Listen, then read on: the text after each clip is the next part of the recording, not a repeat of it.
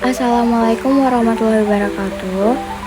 Perkenalkan, nama saya Aureliani Saatskia dengan NIM 106062400001 dari kelas S1 DKV KJ 2401.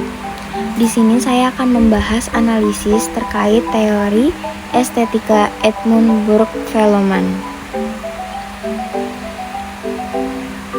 Siapa sih Edmund itu? Dia adalah seorang pendidik dan kritikus seni asal Amerika Serikat yang terkenal dalam dunia pendidikan seni. Ia mengembangkan model kritik seni yang terdiri dari 4 tahap, yaitu deskripsi, analisis, interpretasi, dan penilaian.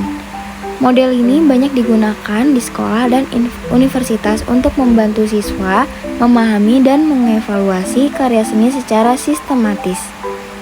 Velleman juga menulis beberapa buku penting, salah satunya Varieties of Visual Experience yang menjadi rujukan utama dalam studi seni visual. 4 tahap kritik seni menurut Edmund Burke-Velleman. 1. Deskripsi. Tahap pertama adalah deskripsi, yaitu mengamati dan menjelaskan secara objektif apa saja yang terlihat dalam karya seni tanpa menambahkan pendapat pribadi. Hal ini mencakup elemen visual seperti warna, bentuk, garis, tekstur, objek, tokoh, dan latar. Tujuannya adalah untuk mengenali semua unsur visual yang ada sebagai dasar analisis selanjutnya. 2. Analisis. Tahap kedua adalah analisis yang berfokus pada bagian unsur-unsur visual dalam karya disusun dan berinteraksi satu sama lain. Di sini kita menilai prinsip-prinsip seni rupa seperti komposisi, keseimbangan, irama, proporsi, kontras, dan penekanan. Tahap ini membantu kita memahami struktur visual karya dan bagaimana unsur-unsurnya saling mendukung untuk menciptakan makna atau efek tertentu. 3. Interpretasi. Interpretasi, pada tahap ini kita mencoba menafsirkan makna di balik karya seni. Interpretasi bersifat subjektif, namun tetap didasarkan pada pengamatan dan analisis sebelumnya. Kita bisa mencari tahu pesan yang ingin disampaikan seniman, perasaan atau suasana yang tercipta, serta makna simbolik dari objek atau warna yang digunakan. Interpretasi bisa berbeda-beda tergantung pengalaman dan perspektif penikmat seni. 4. Penilaian.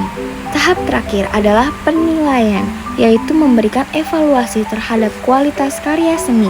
Penilaian bisa berdasarkan teknik, orisinalitas, dan kekuatan pesan, daya tarik estetis, atau dampak emosional yang ditimbulkan.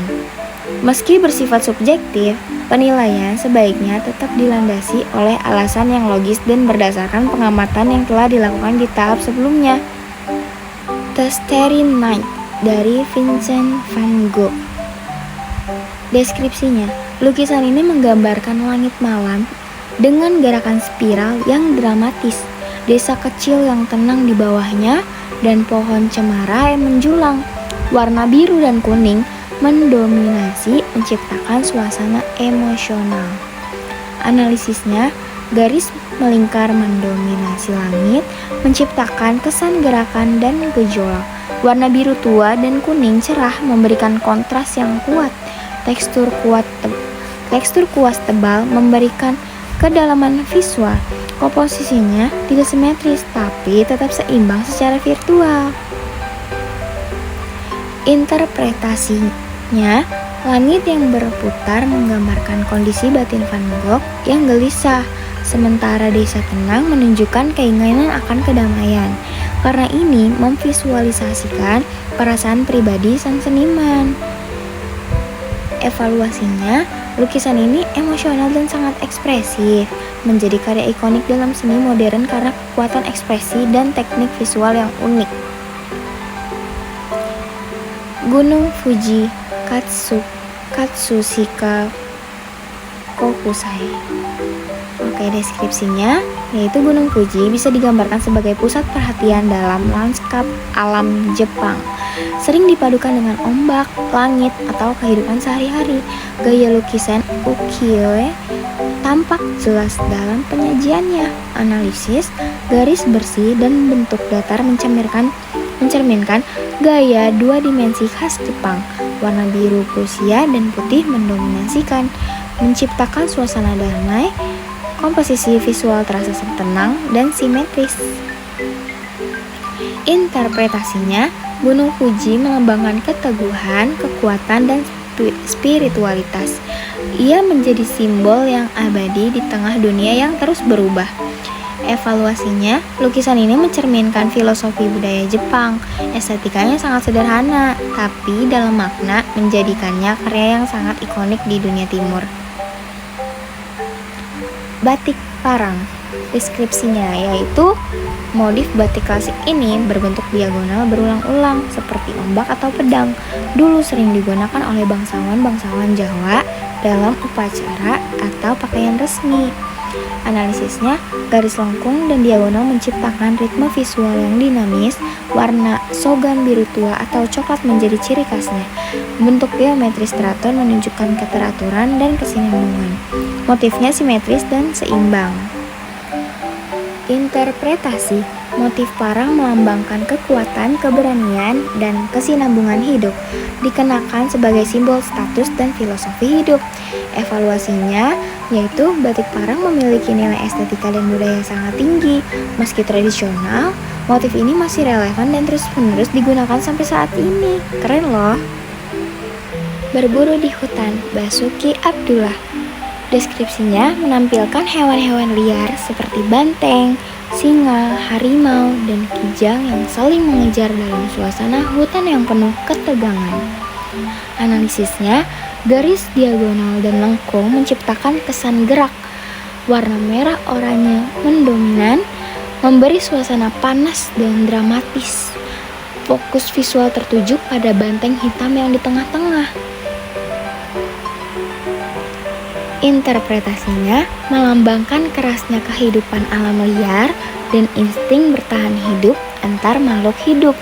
Evaluasinya, lukisan ini kuat secara teknis dan emosional, menunjukkan kekacauan alam dengan visual yang intens.